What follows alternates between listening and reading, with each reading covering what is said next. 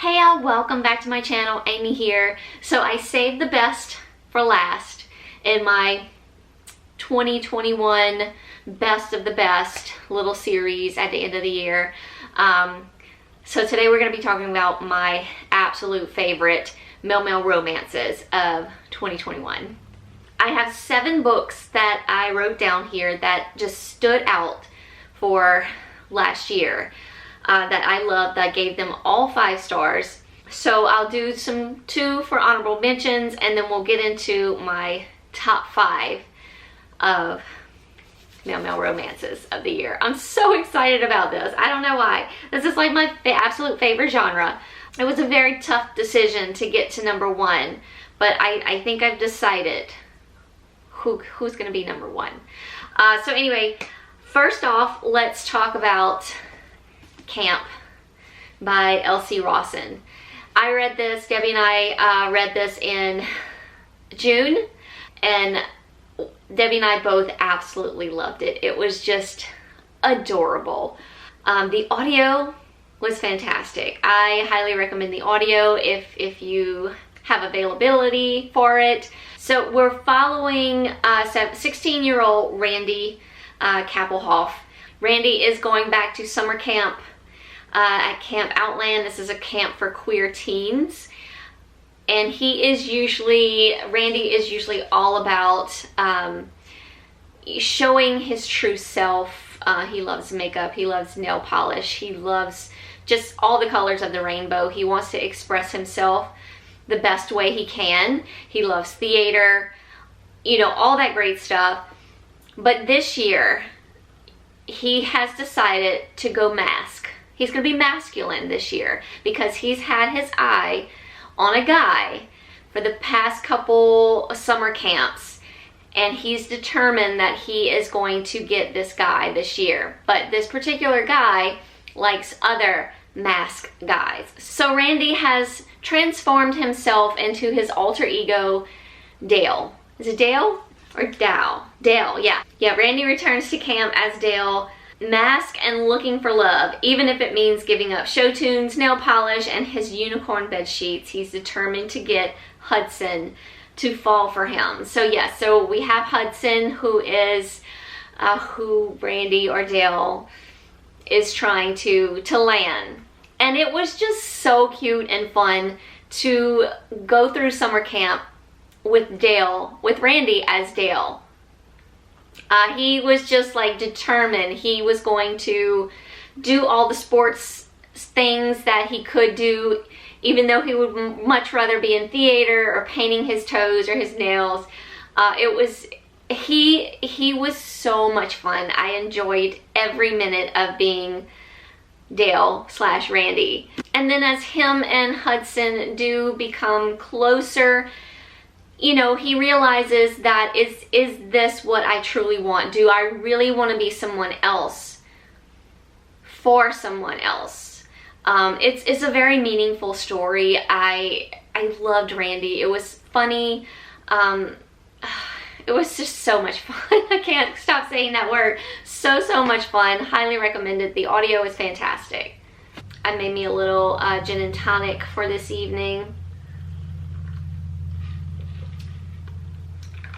With a little bit of ice. Really good. Okay, next up is from the Vino and Veritas series. This is Aftermath by L.A. Witt. This was actually number 5 in the series. Y'all, this one pulled at my heartstrings so much. I adored this story. So this is about Brent Whalen. He was a hockey star. I'm looking at my notes. Until a horrible accident kind of took that away from him. He's been dealing with chronic pain and just not feeling like himself. So, you know, he's kind of become like a recluse. And then we have John, who is a single father in his 40s. He does little solo gigs at the Vino and Veritas bar. And one of Brent's friends, Ethan, just kind of makes him go out one night. You got to come out with me to this new bar, this bookstore and bar. It's really fun. There's going to be music, you know, somebody's gonna be playing, you need to come out with me. So he's like, yeah, sure, whatever. Due to certain circumstances, John and Brent meet, and their story is so sweet, y'all. John was just such a tender person, and he just wanted to take care of Brent. John is also a massage therapist, so, you know, him and Brent, I feel like they were made for each other. Their story was beautiful. They're both kind of struggling with different things. Brent's kind of struggling with himself. You know, he's not himself anymore. He's always in pain. He has difficulties doing things. And then, you know, John, he's dealing with a divorce, and he's a single father, so he has that, and then he's just trying to make ends meet. I think he's like renovating this new house. It's just like they both have their different kind of struggles, but when they come together, they help each other out so much, and they're just like made for each other. They just meld together so beautifully. I teared up so many times in this book. It has so far been my favorite in the Vino and Veritas series. I'm only like 8 books in, so I still need to like continue the series, and I will be doing that this year. But yeah, so far this one has just really done it for me. Headstrong was really good, but it was more of a sweet and funny romantic story. This one just really pulled at me, and I loved it. Okay, my top 5. This by no means means that I don't like one book more than the other. I love all these books, just maybe some better than the others. I don't know how to explain it, but I loved all 5 of these books. But coming in at number 5, this is Fools. This is the 3rd book in the Licking Thicket series by Lucy Lennox and May Archer. This is Tucker and Dunn's story. So we briefly meet Dunn in book 1. I don't want to give too much away if you haven't read the series. If you have not read the series, you really should. It's a very fun series. It's funny. It's just something very lighthearted and feel good about the whole series. But this one was my absolute favorite one in the story so far. So like I said, we meet Dunn a little bit in the first book. He is Brooke's brother. So Brooke he was the main focus in the first book. But anyway, yes, Dunn has always just considered himself straight. He has a best friend, Tucker, and he like can't be without Tucker. So in this book, Dunn is just determined to help Tucker find his true love. And you start to see how Dunn is sort of manipulating all Tucker's dates, and I don't know how to explain it without giving anything away. It was just so much fun. Dunn is hilarious, and you start to realize that he is really like, he is in love. Yes, he loves Tucker, but he is in love with Tucker, and he doesn't want Tucker to be with anyone else, but he's like trying to put on this front that he really does. So this was a friends to lovers story, as well as a first time gay story. 2 of my favorite tropes in a male-male romance. I absolutely loved this one. I recommend the whole series because you really have to know the characters to really get into the story, even though each book is about a different character, but all the characters are in the book, and I just feel like you get a better feel of the story and the little town of Licking Thicket if you know more about all our characters. But you can definitely probably just jump into this one. But yeah, it was my favorite in the Licking Thicket series. Okay, coming in at number 4, this is Heated Rivalry by Rachel Reed. This is the 2nd book in the Game Changers series. This was by far my most favorite enemies to lovers male male romance story. I loved it. I don't feel like you need to read the first book to go into this one. You can totally jump straight into this one. So good. So we have pro hockey stars Shane Hollander and Ilya Rozanov. I don't know. He's Russian. He and Shane have met each other in their like rookie season, and they've kind of been rivalries ever since. And the media also just makes them rivalry. They also share a little secret between themselves, and the secret is that they can't keep their hands off each other, even though, and like they still have, like, I don't want to say it's hatred, but when they're together, like when they get together, they still have like this rivalry kind of feel between them. Like you can feel it coming off the pages that they're supposed to be rivalries, but they really like each other, but they act on that rivalry, and it just makes their relationship and every time they come together that much better. Amazing. I do remember not being fully satisfied with the ending of this book, but other than that, I absolutely loved it. And I haven't continued the series, so maybe, I think I know for sure, someone has told me before in the comments that we do get more of Ilya and Shane in further books. So I need to continue. I have not read book 3 yet. It is on the agenda for 2022 to continue this series, but this one was really good. I highly recommend the series. The first book was good as well. The first book had a lot to do with, which is also kind of one of my favorite tropes, not necessarily a favorite trope, but I love the intensity of it. How so he's a pro hockey player that's not out, so he tries to keep that part of himself a secret. I love the intensity of that story, and I love the build of how you can't hold yourself back. Anyway, it's not part of my top 5 here, but I do really like the first book. But Heated Rivalry, wow, it was good. Okay, coming in at number 3, this is Without You by Marley Valentine. Beautiful story, y'all. Beautiful. I cried so much in this book. So this is Julian and Deacon's story. Julian is grieving over the man he loved and lost. And then we have Deacon, who is grieving over his brother. So they're both grieving over the same man. Julian and Deacon have known each other. But they've always been sort of, not rivalries, but they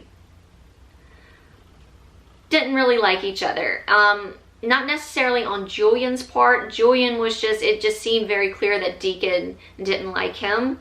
But Deacon has his own little issues in that area. He's kind of like the black sheep of the family, and his brother was just like the light of everything. And Julian, I think he was a little jealous of what Deacon felt like he was jealous of, or he thought he was jealous of how Julian just kind of fit into the family when he himself didn't feel like he fit into his own family. But really, that jealousy was towards his brother and the relationship that he had with Julian. So the two men are grieving over their loss. So they come together through this loss, get to know each other, and their love just blossoms over time, and it was so beautiful. And look at this cover. Oh my gosh. The cover is beautiful. These men were beautiful. Their story was beautiful. You're going to hear me say that the next 2 books as well, because That's what gets me male romances. Give me that story. Give me that intense story. Yes, I want the good, the hot, intense sex, but I want the story behind it. What makes the sex so good? It's their story. That's what makes it so good. So this was a very slow, and I mean slow build in the romance department. And Deacon has never been with another man. So this is, this is new to him. These feelings that he thought was just jealousy at Julian just fitting in with his family.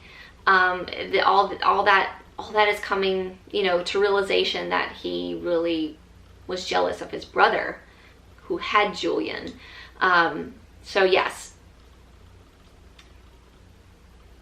highly recommend. Read it. Okay. So these next two books was a hard choice to come, like, who's going to be number one? Somebody has to be number one, not necessarily. I could just make both these books my absolute favorite, and they are. Both these books were my absolute favorite for the year in male romances. Both the stories were dark, even though one was a little bit darker than the other. Intense. One was a little bit more intense than the other. And just their story. One story was a little bit more intense than the other. So with saying that, this pains me because it's not number two. It just was a little bit less. Everything was a little bit less than number one. So When You Come Back to Me by Emma Scott is my number two male romance of 2021.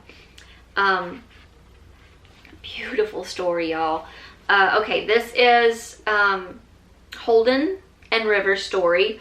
Holden Parrish has a little bit of a horrific past.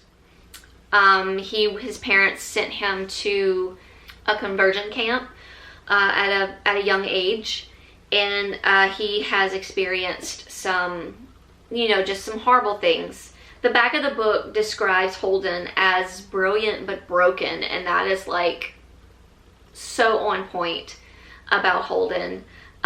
He seeks refuge behind alcohol, meaningless sex, and uses his wicked sense of humor to keep people away, which is so true. You see that in the very beginning of the book.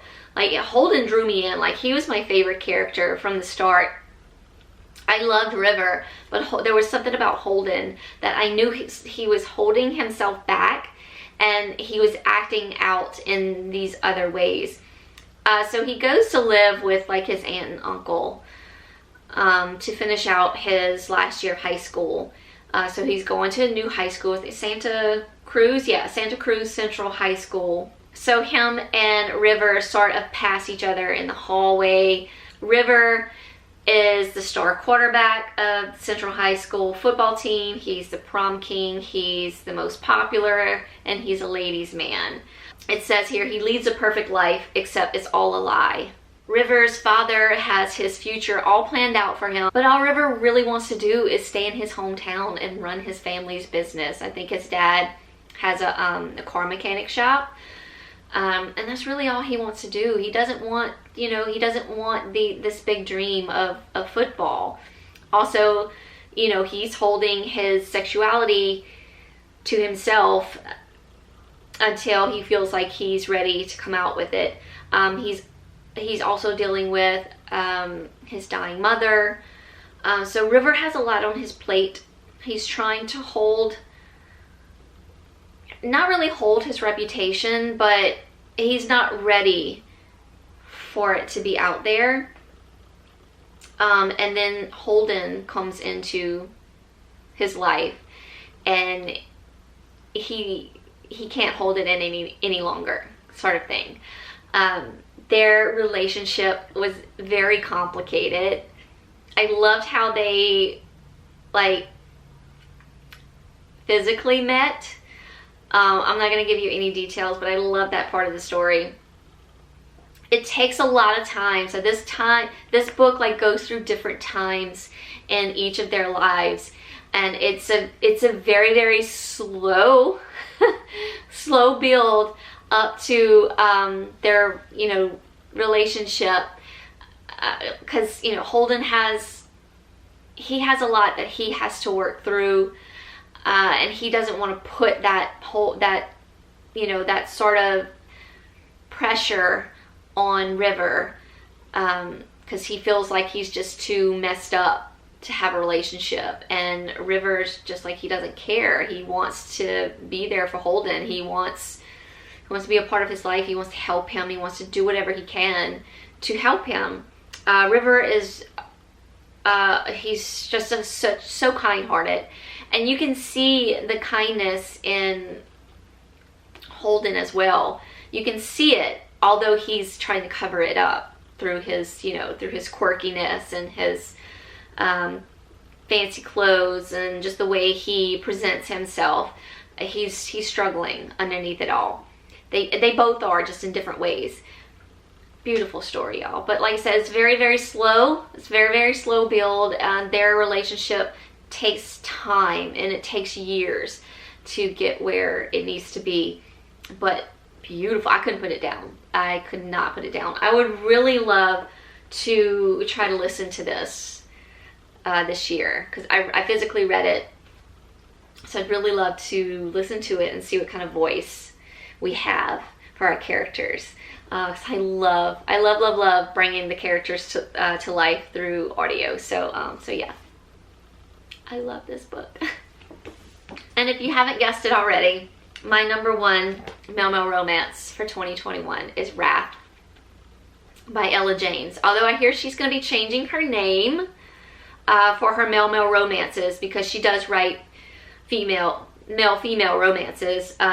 So she's going to be changing her name. I don't remember what it's going to be. She had it was on Facebook, on her Facebook group, what she was going to change it to. But anyway, this is Wrath. It's a chunk of a book. It's like 700 and something pages, like almost 800 pages. No, I'm sorry, almost 700 pages. Yes, but every minute of this story, like, you need all these 700 pages. You need all of them to get the full feeling and meaning of what these guys went through together, apart, and then together again. Oh, so beautiful. Oh, I cried so much in this book. Like I said, it's dark, it's intense, super sexy, so many adjectives, so many. So this is Ezra. He's beautiful. And Josh's story. So Josh is what Ezra calls a do-gooder. He calls him DG. I love it. So Ezra hasn't had the best childhood, I guess. His mother is a very religious woman, and she is trying to fix him. She doesn't necessarily not love him. She just thinks that whatever he's feeling is, I guess, like a disease or something. And so she sends him to like these clinics to heal him or fix him or whatever. So we get that side of Ezra's story. But Ezra and Josh meet because Ezra's dad is married to Josh's mom. So we have stepbrothers. So we have sort of a forbidden romance here. Maybe an enemies to friends to lovers kind of story. Like I said, it's very dark and intense. So they meet each other when Ezra comes to stay at the home of, you know, his father and his new stepmom and his new stepbrother. At first, all Josh wants to do is, like, he can tell something's not right with Ezra. You know, he doesn't know what it is, but he wants him to try to make him feel at home and welcome, because that's who Josh is. Ezra gives him a hard time, y'all. I would consider Ezra bullying Josh quite a bit. I mean, it's nothing horrible, but he just tells him these horrible things because they sort of start hooking up in different ways, and Ezra is just brutal to Josh just through his words. So there's that. But I'm not saying that it's a good thing, but it sort of like adds to their relationship. And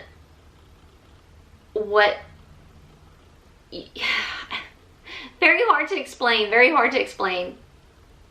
It's a beautiful story, y'all. So I know it's a big book, but I promise you every single word in here is meant to be there. You need to know everything about these two guys, everything that happened, the struggles that Ezra goes through, the pain he has to go through every night through his dreams.